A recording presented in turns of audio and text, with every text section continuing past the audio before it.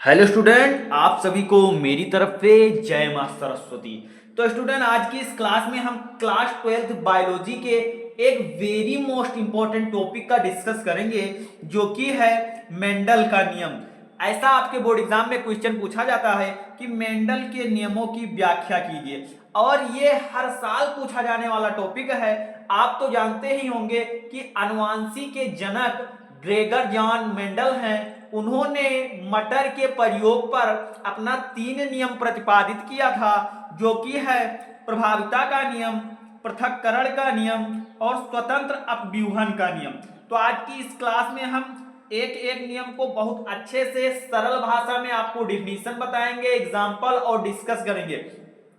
आपके board exam में यह क्वेश्चन पूछा जाता है कि प्रभाविता का नियम का प्रतिपादन किसने किया था 1 नंबर में। अगर आपको प्रभाविता का नियम पूछता है 2 नंबर में, 3 नंबर में, अगर एक नियम पूछेगा तो 3 नंबर में, और आपको ये लिखिएगा कि मेंडल के नियमों की व्याख्या कीजिए तो 5 नंबर में पूछा जाने वाला क्वेश्चन है, और हर बार पूछा जाने वाला क्वेश्चन है। तो आप लोग अगर 3 मार्च को पेपर देने जा रहे हैं तो उससे पहले इसको बहुत अच्छे से तैयार कर लीजिए। तो आइए देखते हैं, जो फर्स्ट लॉ है मेंडल का, वो है लॉ ऑफ डोमिनेंस। प्रभाविता का नियम क्या होता है, थोड़ा आप लोग पहले डिफिनीशन देखिए, फिर मैं आपको एग्जाम्पल के माध्यम से अच्छे से समझाता हूं। तो प्रभाविता का नियम, लॉ ऑफ डोमिनेंस, इस नियम के अनुसार जब एक जोड़ा विप्रासी लक्षणों को धारण करने वाले 2 शुद्ध जनकों के मध्य परस्पर संकरण कराया जाता है तो एक लक्षण परिलक्षित होता है तथा दूसरा छिप जाता है। एक लक्षण ही प्रदर्शित होता है तथा दूसरा छिप जाता है। इस नियम को प्रभाविता का नियम कहते हैं। अब आप लोग थोड़ा ध्यान से देखिए कि जब मेंडल ने, देखिए फिर आपको समझ में आएगा कि जब मेंडल ने 2 शुद्ध लंबे व 2 शुद्ध बौने पौधों के मध्य जब संकरण कराया तो उन्होंने देखा कि संकरण के पश्चात प्रथम पीढ़ी में केवल एक लंबे पौधे प्राप्त हुए, एक लंबे पौधे प्राप्त हुए और दूसरा छिप जाता है। इस नियम को प्रभाविता का नियम कहते हैं। अब मैं आपको एग्जाम्पल दिखाता हूं। देखिए कि भाई मेंडल ने जब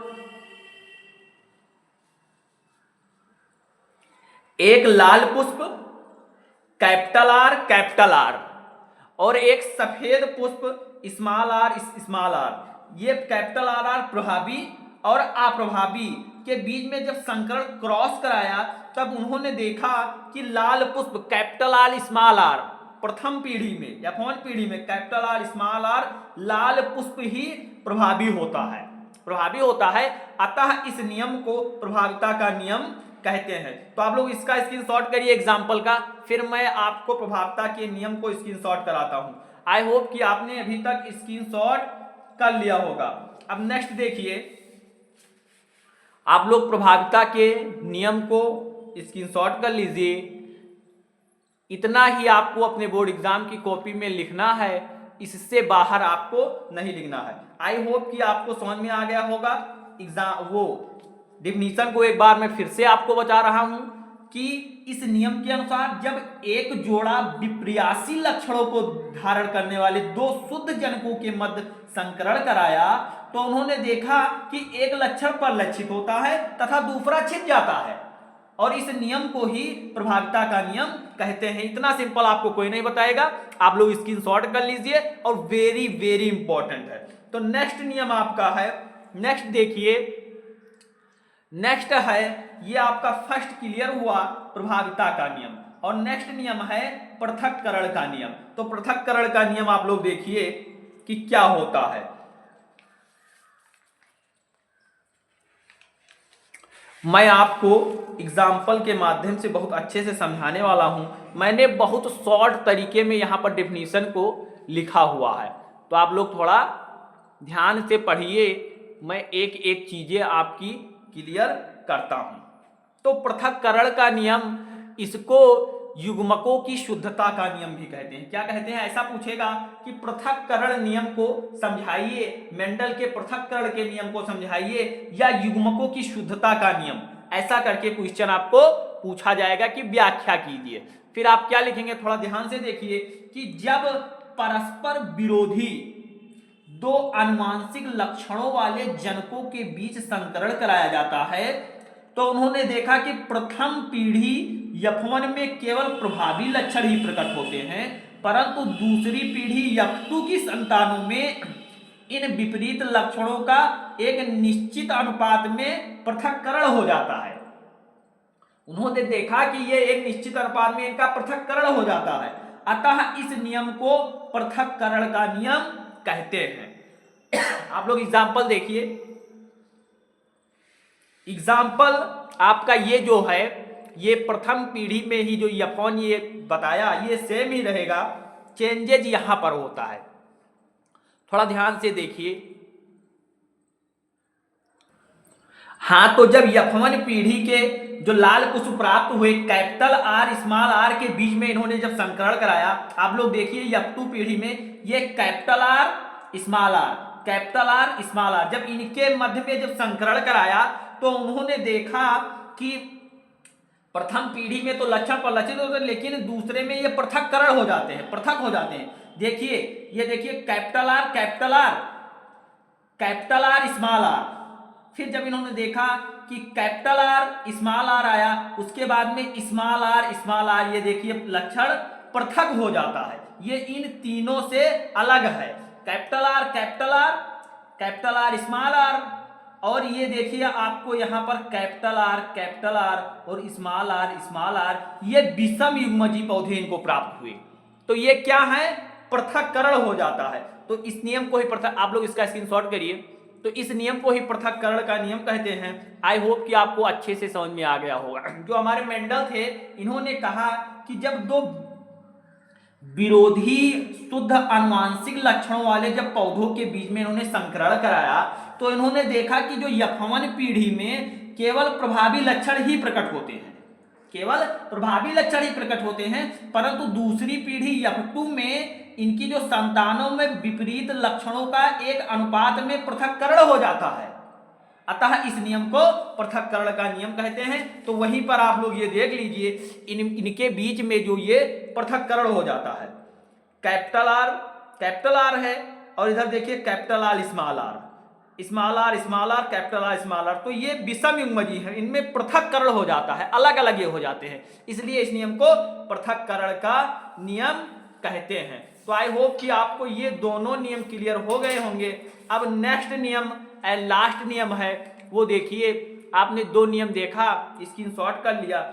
नेक्स्ट नियम है स्वतंत्र अव्यूहन का नियम। तो आप लोग देखिए स्वतंत्र अव्यूहन का नियम क्या होता है। तो ये है स्वतंत्र अव्यूहन का नियम, इंडिपेंडेंट एसॉर्टमेंट क्या होता है थोड़ा देखिए।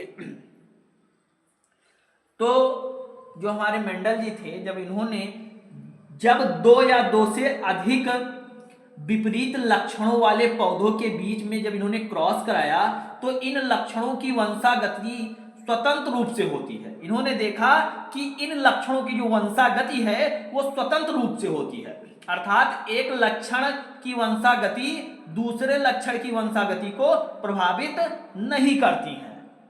एक लक्षण की जो वंशागति है ये दूसरे लक्षण की वंशागति को प्रभावित नहीं करती है, तो इसलिए इस नियम को स्वतंत्र अव्यूहन का नियम कहते हैं। थोड़ा देखिए एग्जाम्पल देखिए, पहले समझ लीजिए, स्क्रीनशॉट करने का मैं आपको पूरा मौका दूंगा और ऐसा ही आपको अपने बोर्ड एग्जाम की कॉपी में छाप कराना है। तो इन्होंने जब गोल और पीला कैपिटल आर कैपिटल वाई और फिर झुर्रीदार और हरा स्मॉल वाई के बीच में जब इन्होंने क्रॉस करवाया तब इन्होंने देखा कि F1 पीढ़ी में गोल और पीला दोनों प्राप्त हुए, तो इसलिए इनको स्वतंत्र अव्यूहन का नियम इन्होंने कहा। दोनों प्राप्त हुए, capital R small R capital Y small I दोनों प्राप्त हुए।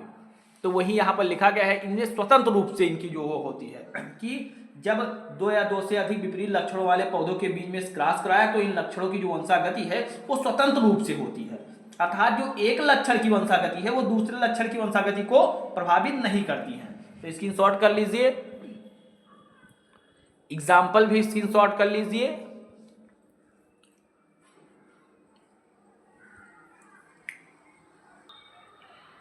आई होप कि आपने अभी तक स्क्रीनशॉट कर लिया होगा। तो ये आज मैंने आपको मेंडल के तीनों नियम समझाए। आई होप कि आपके लिए यह वीडियो बहुत ही हेल्पफुल रही होगी। अगर वीडियो पसंद आई हो तो वीडियो को लाइक करिए और कमेंट बॉक्स में कोई एक प्यारा सा कमेंट करिए। कोई भी सब्जेक्ट किसी भी क्वेश्चन से डाउट है, डाउट सेक्शन में आप कमेंट कर सकते हैं, मैं आपका रिप्लाई दे दूंगा। तो ये इतना इंपॉर्टेंट टॉपिक है स्टूडेंट कि आप इसको छोड़कर मत जाना। ये 100% है, आपके 5 मार्क्स क्लियर करेगा। 5 मार्क्स और नेक्स्ट में आ गया तो 5, 3, 1 ये हर एक नंबर में पूछा जाने वाला क्वेश्चन है। तो इसी तरीके से आप लोग तैयार करिए, अपने तैयारी को करते रहिए। तो इसी तरीके से मिलते हैं नेक्स्ट क्लास में एक और मजेदार टॉपिक के साथ। तब तक के लिए bye bye, love you, take care.